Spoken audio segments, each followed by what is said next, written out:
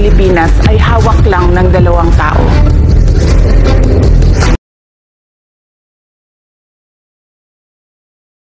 Magandang araw po, Madam Vice President. Una sa lahat, nagpapasalamat po kami sa pagkakataon na binigyan niyo po sa amin at makapagtanong po sa inyo. Pero bago po ang lahat, ma'am, ano po ba ang dahilan at nabigyan niyo po kami ng pagkakataon na magpaunlak po kayo ng interview? Maraming salamat sa pagkakataon na ibinigay sa akin ngayong araw na ito. Nagpa-interview ako dahil gusto ko na malaman ng taong bayan at ma-explain sa taong bayan kung bakit hindi ako sumasagot sa question and answer sa budget hearing ng Office of the Vice President para sa budget proposal namin 2025. Gusto ko kasi na maintindihan ng taong bayan saan ba ako nanggagaling. Madam Vice President, sa mga nakaraang linggo po, naging laman ng balita ang naganap na hearing sa House of Representatives po para sa 2025 OVP budget. May mga nagsasabi na nag-asal Bratanella daw po kayo, lalo na sa House of Representatives. Hindi daw po kasi kayo sanay na matanong sa mga bagay-bagay, kaya ganoon na lamang po ang naging asta ninyo. Ano po ang reaction niyo dito? Sanay ako na sumagot sa mga tanong ng mga bagay-bagay. Kaya nga, di ba, nagbibigay ako ng mga interview, kahit hindi siya arranged na interview, mga ambush interview ng media kung saan nakukuha nila yung mga katanungan ng taong bayan.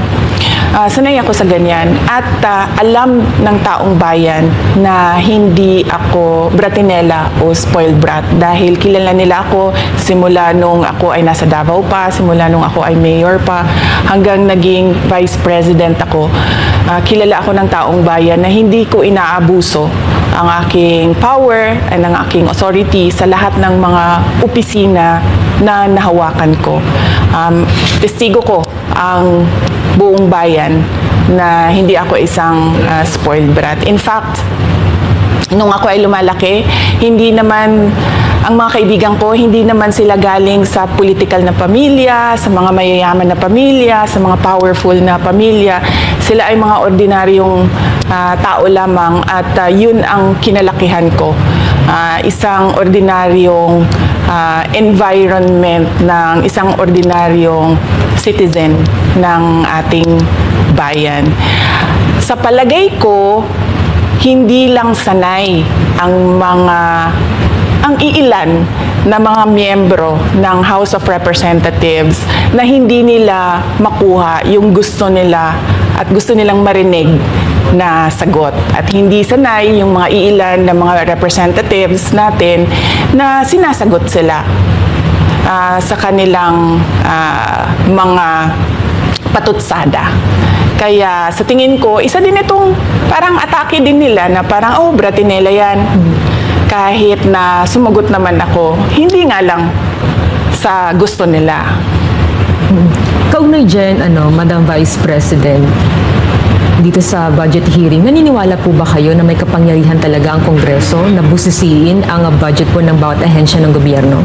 Siyempre, oo, nakalagay yan sa ating saligang batas na ang Kongreso natin ang merong power of the purse. Kaya nga, di ba, merong mga budget hearings at merong pagpasa ng budget mula sa House of Representatives at sa Senado natin, sa Kongreso natin.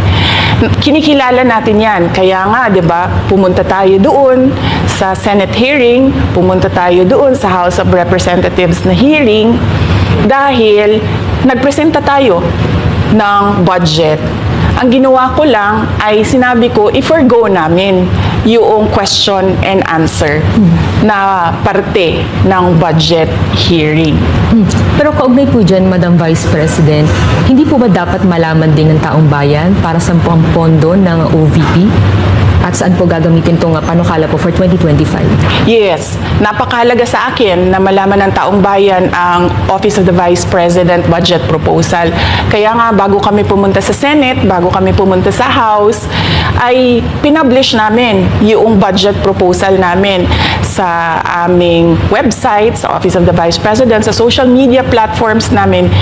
Ginawa namin siyang madaling intindihin ng taong bayan kung saan papunta yung budget proposal ng Office of the Vice President. Ma'am, going back dun po kaninang sinabi nyo na yung ilang beses nyo pong sagot sa mga kongresista that you will forgo the opportunity to defend the 2025 budget proposal of the OVP and will defer to the wisdom of the Congress. Bakit tila daw po iniiwasan ninyo? Parang ganun po yung lumalabas daw. Oo. Kasi sinasabi ko pa ulit-ulit yon na sinasabit namin sa Congress ang budget ng Office of the Vice President at iniiwan namin sa Kongreso ang desisyon kung ano ang gagawin nila para sa Office of the Vice President. Kaya fino-forgo na namin yung question and answer. Unang-una dahil nakikita namin na ginagamit siya ng ibang mga miyembro, iilan na mga miyembro ng Kongreso para umatake sa akin dahil hindi kami magkasama sa politika. At pangalawa, kasi ang budget ng Pilipinas ay hawak lang ng 2 tao. Sa mga rason kung bakit ako nag-resign sa Department of Education.